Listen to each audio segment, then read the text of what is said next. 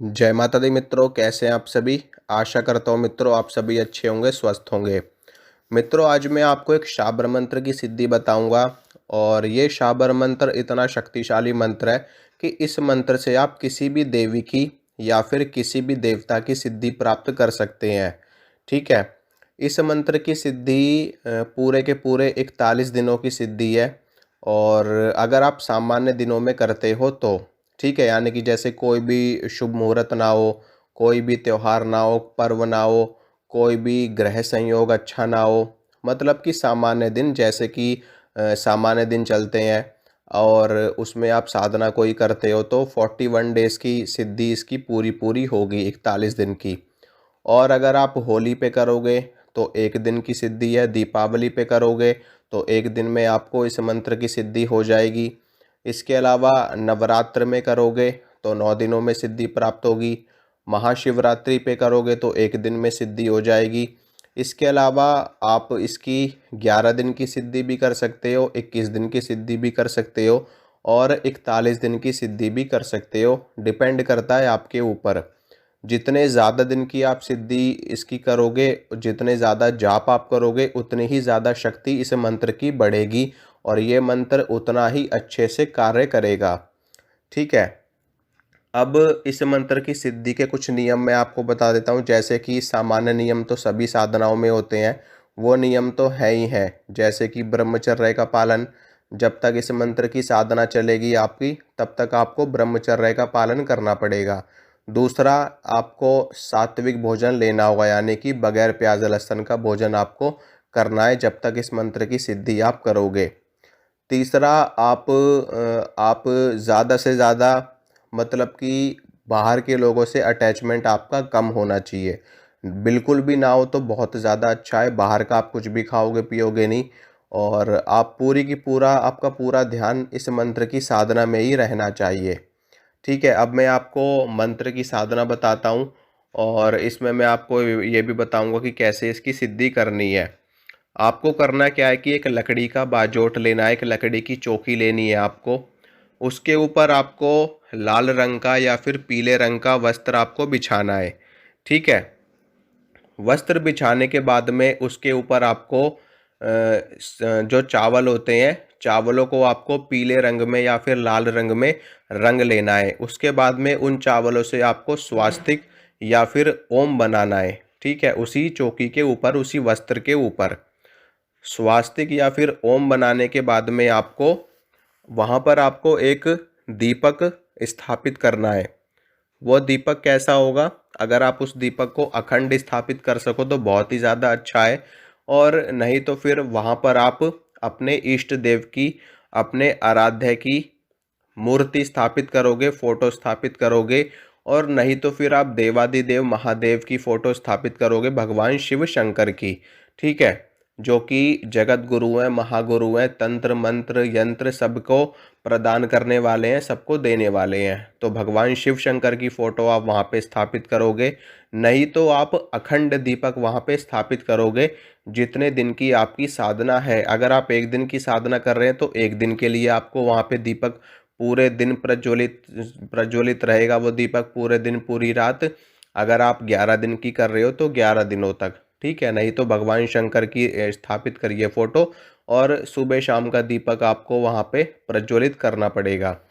अब उसके बाद में भगवान शिव के समक्ष या जिनकी भी आपने फोटो वहाँ स्थापित करी है, जिस भी देव की आप सिद्धि कर रहे हो, और उनके समक्ष आपको भोग प्रसाद, जल का पात्र रखना है, धूप अगरबत्ती जलानी है और घी का दीपक वहाँ पे जलाना है आपको। अगर माता काली की आप सिद्धि कर रहे हो तो सरसों के तेल का दीपक आपको जलाना है या फिर तिल के तेल का दीपक जलाना है।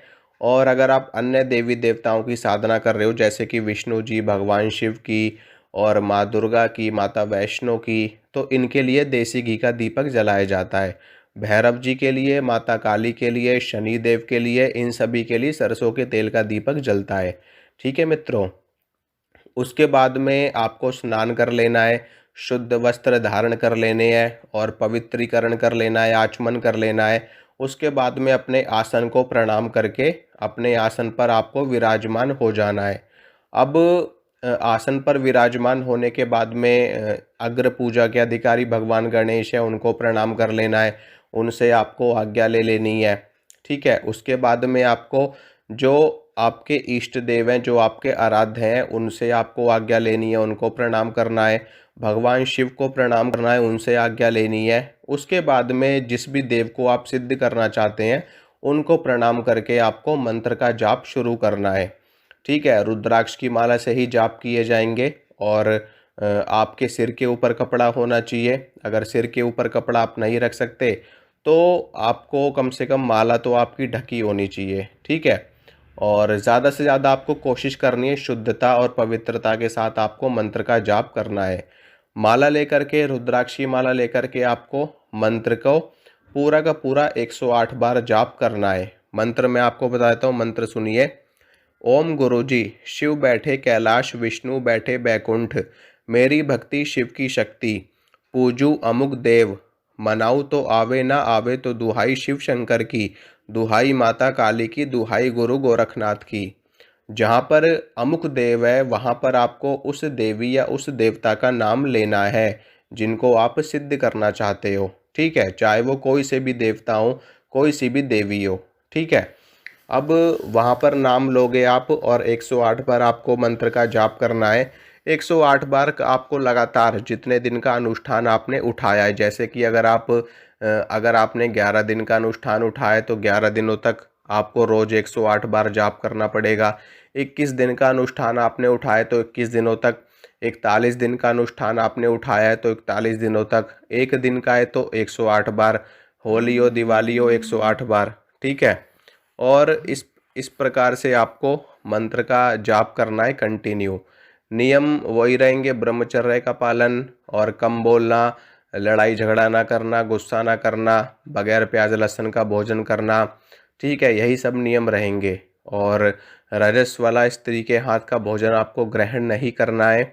और बाकी आपको जप करना है। जब आपका जप हो जाए तो 108 बार इस मंत्र से आपको हवन कर देना है ताकि मंत्र की सिद्धि पक्की हो जाए। ठीक है, हवन कर दोगे लास्ट में आप 108 बार तो मंत्र की सिद्धि उस हवन करने से पक्की हो जाती है। उसके लिए आपको सामान्य हवन सामग्री ले आनी है जो मार्केट में मिलती है, थोड़ी सी अच्छी क्वालिटी की होनी चाहिए। उसमें आपको देसी घी मिला लेना है और देसी घी मिलाने के बाद में साथ में आप अगर और कुछ अपनी तरफ से ऐड करना चाहते हो तो वो आपको ऐड कर देना है। जैसे कि फल आप ऐड कर सकते हो काट करके, बताशे डाल सकते हो, मिठाई डाल सकते हो और लौंग इलायची आप डाल सकते हो। तो ये चीज़ें अपनी तरफ से ऐड करी जाती हैं और आप ऐड करने के बाद में फिर आपको हवन करना है, आपकी सिद्धि पूरी हो जाएगी। लास्ट में आपको जो सूखा गोला होता है, सूखा नारियल जिसको कहा जाता है, उसको काट करके उसमें हवन सामग्री भर के पूर्णाहुति के रूप में मंत्र को बोल करके वो आपको उसमें आपको डाल देना है हवन कुंड में। मंत्र को पढ़ करके स्वाहा बोल करके पूर्णाहुति के लिए उसमें डाल देना है और फिर देवी देवताओं से अपनी गलतियों के लिए आपको क्षमा याचना कर लेनी है। मंत्र का जाप आपको उन्हीं देवता को समर्पित कर देना है जिनकी आप सिद्धि कर रहे हो। ठीक है, ओम गुह्याति गुह्य गोप्त्री त्वम गृहाणास्मत्कृतं जपम सिद्धिर्भवतु मे देवी त्वत्प्रसादान महेश्वरी। ठीक है, देवी के लिए तो इस मंत्र का जाप किया जाता है और देव के लिए त्वत्प्रसादात महेश्वरः। ठीक है, महेश्वरी की जगह महेश्वरः का उच्चारण किया जाता है। इस प्रकार से आपको ये सिद्धि पूरी हो जाएगी। उसके बाद में जब देवता की सिद्धि हो जाए तो उसके बाद में जब आपको अपना कोई कार्य सिद्ध करवाना है तो मंत्र को आपको 11 बार पढ़ना है। 11 बार पढ़ने के बाद में उस देवता का, उस देवी का आवाहन आपको करना है। आवाहन करने के बाद में उनको अपना कार्य बताना है और जब आपका कार्य सिद्ध हो जाए तो आपको भोग प्रसाद उनको अर्पित करना है, उनको प्रसाद आपको चढ़ाना है।